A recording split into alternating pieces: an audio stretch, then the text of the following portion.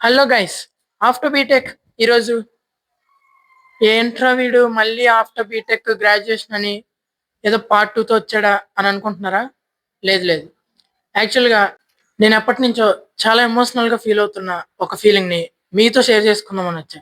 ఒక middle class అబ్బాయి water లేకుండా అయినా సర్వైవ్ అవ్వగలడేమో కానీ ఆఫ్టర్ గ్రాడ్యుయేషన్ జాబ్ లేకుండా సర్వైవ్ అవ్వడం చాలా కష్టం.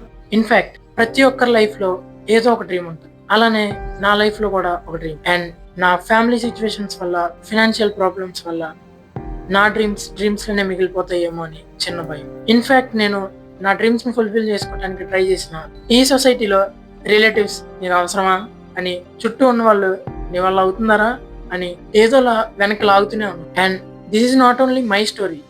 నాలానే మిడిల్ క్లాస్‌లో పుట్టి, పెరిగి అదే మిడిల్ క్లాస్‌లో లైఫ్ ఎండ్ అయిపోతుందేమో అని భయపడుతున్న చాలా మంది స్టోరీ.